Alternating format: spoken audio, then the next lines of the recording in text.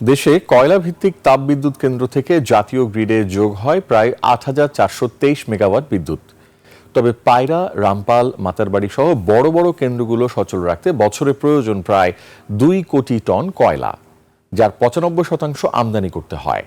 এতে বছরে খরচ হচ্ছে ২০ থেকে ২৫ হাজার কোটি টাকা বা $২ বিলিয়ন বেশি।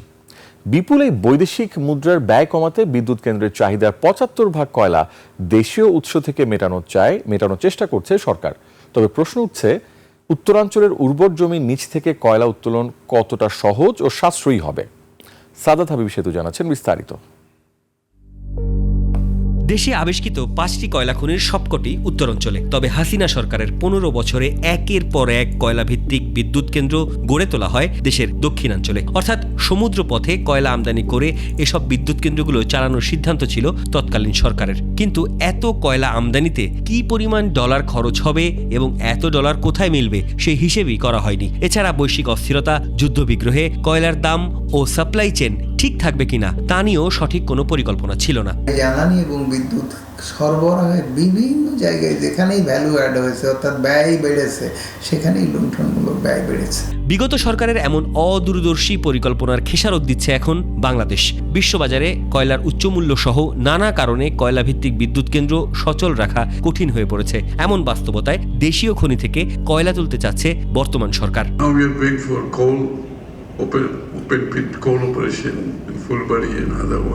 বাংলাদেশে আবিষ্কৃত ৫টি খনিতে মোট ৭,৮০০ মিলিয়ন টন বা ৭৮০ কোটি টনের বেশি কয়লার বিশাল মজুদ রয়েছে। তবে এই বিপুল সম্পদের প্রায় পুরোটাই মাটির নিচে অবহেলায় পড়ে আছে। একমাত্র দিনাজপুরের বড়পুকুরিয়া খনি ছাড়া বাকি 4টি খনি থেকে এখনো কয়লা উত্তোলন শুরুই করা যায়নি। কয়লা কেন্দ্রিক যে আমাদের বিদ্যুৎ উৎপাদন আমরা করে থাকি, এটার যে শেয়ারটা আছে এটা আপনার এশিয়ার যে এভারেজ শেয়ার থেকে কম, চায়নার এভারেজ শেয়ার থেকে অনেক কম। এদিকে জ্বালানি মন্ত্রণালয়ের তথ্য অনুসারে বর্তমানে দেশের 8টি প্রধান কেন্দ্র থেকে গ্রিডে যুক্ত হচ্ছে প্রায় ৮,৫০০ মেগাওয়াট বিদ্যুৎ। পায়রা, মাতারবাড়ি বা বাঁশখালীর মতো এক একটি মেগা প্রকল্পে দেশের বেজলাইন বা সার্বক্ষণিক বিদ্যুতের চাহিদা মেটাচ্ছে। পিডিবির তথ্য মতে কয়লায় প্রতি ইউনিট বিদ্যুৎ উৎপাদনে খরচ হয় 13.5 টাকার মতো, যা গ্যাসের চেয়ে বেশি হলেও তরল জ্বালানির চেয়ে প্রায় অর্ধেক। কিন্তু বিপুল কয়লা আমদানি ব্যয় সাপেক্ষ, তাই দেশীয় কয়লাই এখন বড় ভরসা।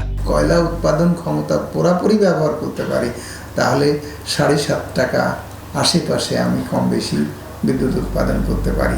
বিদ্যুৎ বিভাগ বলছে এই কেন্দ্রগুলো পূর্ণ সক্ষমতায় চালাতে প্রতি বছর প্রায় 2 কোটি টন কয়লা লাগে। শুধু একটি বড় কেন্দ্র চালাতেই প্রতিদিন প্রয়োজন হয় 12 থেকে 13 হাজার টন কয়লা, আর বছরে গড়ে অন্তত 25,000 কোটি টাকা খরচ হয় বাংলাদেশের। এখানে পরিবেশগত একটা বিষয় আসে, এখানে নানামুখী ঝুঁকির বিষয় রয়েছে। হ্যাঁ, কয়লা উৎপাদন করা যদি নিজস্ব সক্ষমতা যদি বাড়ানো যায়, তাহলে তো বাংলাদেশের অর্থনীতির জন্য অনেক ভালো, কারণ ফরেন এক্সচেঞ্জ রিজার্ভ কিন্তু এতে অনেক সেভ হবে। কোলের রিজার্ভ অ্যাভেলেবিলিটি বেশি, জিওপলিটিক্যাল ক্রাইসিসগুলো কম।